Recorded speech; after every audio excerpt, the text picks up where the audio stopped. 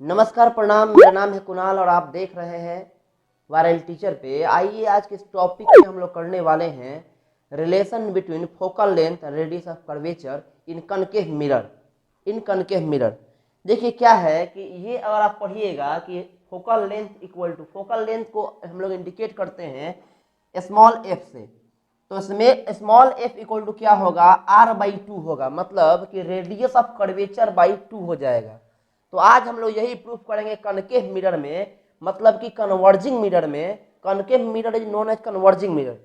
This is because concave mirror all the parallel rays of light converge at a point. यानी concave mirror को हम लोग हिंदी में अवतल दर्पण कहते हैं। अवतल दर्पण सभी रेज को एक ही पॉइंट पे कन्वर्ज कर देता है, इसी कारण से इसे क्या कहा जाता है, कन्वर्जिंग मिरर भी कहा जाता है। तो आज हम लोग प्रूफ करेंगे F इक्वल टू r/2। कैसे प्रूफ करेंगे ये देखिए। सबसे पहले हम लोग बनाते हैं एक आपको इसका डायग्राम। देखिए यहां ध्यान दीजिएगा, डायग्राम खींचा, ठीक है। ये हमने कलई कर लिया, बाहर से पेंट कर लिया, सिल्वराइड कर लिया, जो नाम आप जानते हैं, ठीक है। हिंदी में रजतित बोलते हैं इसको। देखिए अब ये मान लीजिए mm डैश, आप देख रहे हैं यहाँ पे कि हमने क्या किया है, mm डैश मान लिया है। mm डैश क्यों माना है, क्योंकि m जो हो गया ऊपर में है, मिरर है तो m है, और ऊपर साइड में है तो प्लस में होगा तो डैश नहीं लगेगा, लेकिन y/y डैश होता है तो यह y डैश हो गया तो m डैश हो गया, ठीक है। ये क्लियर है। हमने एक मिरर बना लिया। कौन सा मिरर है, कनकेव मिरर है, ठीक है। फिर हमने क्या किया, एक आपको प्रिंसिपल एक्सिस लिया, ये हो गया एक्स डैश, ये हो गया सी, और ये मान लीजिए एफ हो गया। अब कोई पैरेलल रेज आ रही है, पैरेलल रेज गुजर रही है एफ से।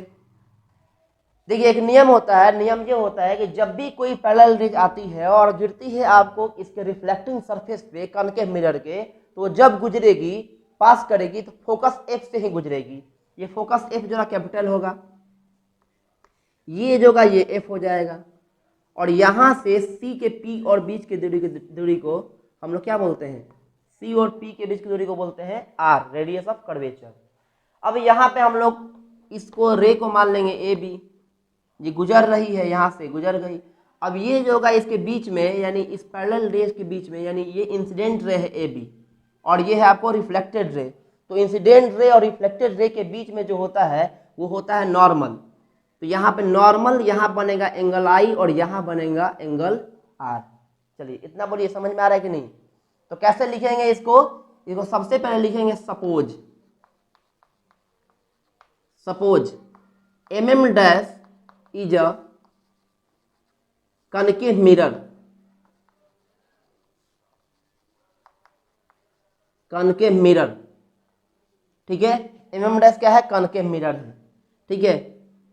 अब लिखेंगे यहाँ पे एज शोन इन फिगर, जैसा कि फिगर में दिखाया गया है, इन दिस फिगर। फिगर में क्या दिखाया गया है, दिखाया गया है कि ए बी जो है वो क्या है, इंसिडेंट रे है, यहां मान लेंगे इंसिडेंट रे।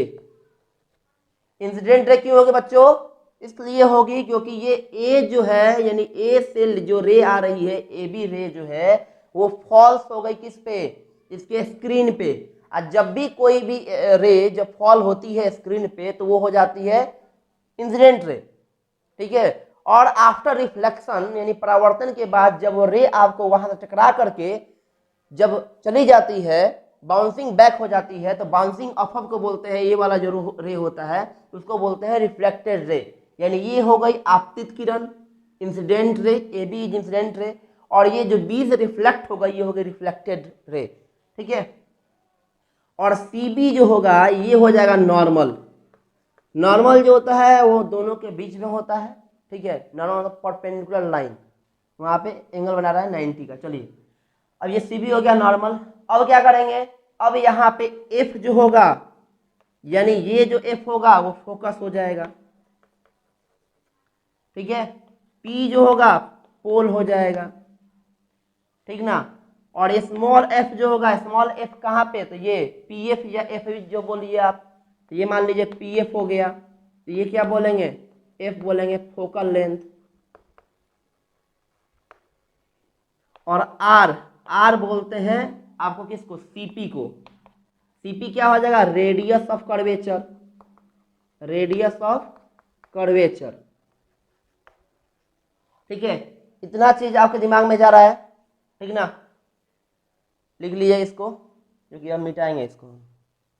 हो गया, चलिए अब देखिए, इसको याद रखिएगा, इन जो बातें लिखी हैं इसको याद रखिएगा आप कि ए बी क्या है, इंसिडेंट रे है, ए बी क्या इंसिडेंट रे है, सी बी क्या है, नॉर्मल है। फिर एंगल आई क्या हो जाएगा, आप समझिए, एंगल आई हो जाएगा मतलब कि यहाँ पे एंगल हो जाएगा ए बी सी। देखिए ए बी सी, कोई सी किसी भी ट्रायंगल में देखिए एंगल बनाते हैं, जैसे मान लीजिए ए हो गया, बी हो गया, सी हो गया, तो कोई भी एंगल जो होता है ये बीच में आता है, ए बी सी या सी बी ए। अब यहाँ पे ये मत बोलिएगा नहीं सी ए बी बोलेंगे, देखिए यहाँ पे कोई एंगल नहीं बनना, हाँ बनता कब, जब ऐसे कर देते, तो यहाँ जो एंगल होता है उसका नाम हो जाता है बी ए सी या सी ए बी, यानी एंगल जो होता है ये वाला, यही वाला मेन एंगल होता है, ठीक है ना। ये हो जाएगा एंगल आई, यानी ए बी सी, ये हो जाएगा एंगल आई। नॉर्मल और इंसिडेंट रे के बीच जो एंगल बनता है वो एंगल आई होता है, ये एंगल आई हो गया। फिर यहाँ पे देखिए एंगल आर की बात की जाए तो ये किसके बीच बन रहा है, तो नॉर्मल और आपको रिफ्लेक्टेड रे के बीच में, तो ये हो जाएगा सी बी एफ, तो ये हो जाएगा सी बी एफ, तो ये बोलेंगे एंगल आर। इतना क्लियर है। अब देखिए हम लोग को मालूम है पहले से क्या प्रूफ करना है, तो हम लोग को लिखेंगे यहाँ पे टू प्रूव, मैंने हम लोग प्रूफ करना है f equal to R by two या r equal to 2f, into कर लीजिएगा वही आएगा। तो करेंगे क्या, अब असली यहां तक ठीक था, लेकिन अब यहां से स्टार्ट होगा आपका तरीका, आपका एक वे स्टार्ट होगा, एक रूल स्टार्ट होगा।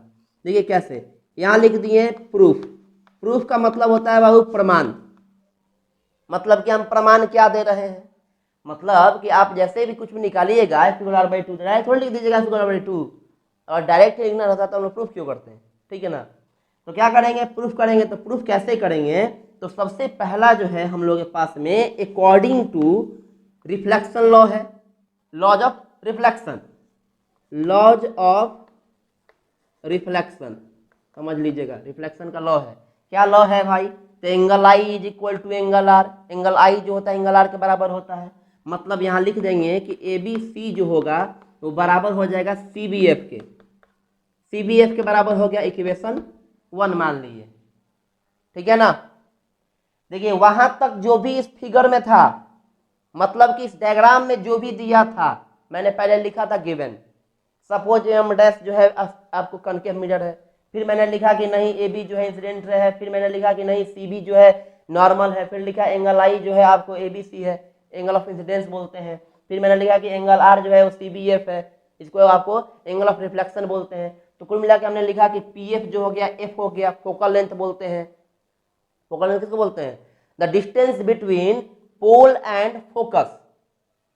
फिर आप सोच रहे हैं फोकस क्या, देखिए अगर आपने ये सब नहीं सीखा है तो इसके लिए वीडियो आते रहेगा, लेकिन फिलहाल हम लोग F equal R by two ही सिद्ध करेंगे। तो ये हो गया A B C is equal to C B F, clear है।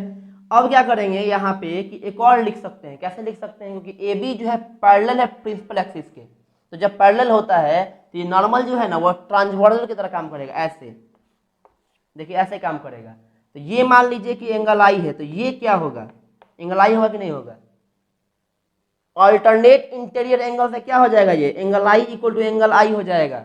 समझ में आ रहा है ना, यहाँ पे यही लिखने वाले हैं हम, तो हम यहाँ शो कर देंगे कि चूंकि मतलब कि सिंस, ठीक है, A B is parallel to, आपको मान लीजिए कि हमने लिख दिया सीपी, ठीक है, सीपी लिख रहा है, ए बी जो है सीपी के पैरेलल, सीपी के पैरेलल है, तो हम यहाँ लिख देंगे कि ए बी सी यानी A B C is equal to I के बराबर हो जाएगा, तो लिख देंगे B C F, B C F, ठीक है, इक्वेशन 2 हो गया, क्लियर है। अब देखिए आगे बढ़ जाते हैं, इसको मिटा देते हैं, ठीक है ना।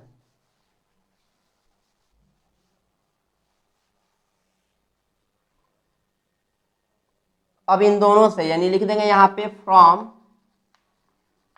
इक्वेशन 1 एंड 2, मतलब कि 1 और 2 दोनों से। आप देखिएगा ए बी सी दोनों में कॉमन है तो लिख देंगे C B F equal to angle B C F. थोड़ा देखिए स्पीड लिखते हैं, स्पीड लिखने में मत जाइएगा, आपको ये समझ में आना चाहिए, ठीक है ना। स्पीड बहुत ज़रूरी है आपके लिए भी मेरे लिए भी। अगर आप नया नया सीख रहे हैं ना तो स्पीड आपका नहीं होगा। तब ये मत सोचिएगा कि इनके जैसा हम फास्ट लिखने लगे पहले ही शुरुआत में ही, अब भाग भूक दें, ऐसा मत करिएगा, ठीक है ना।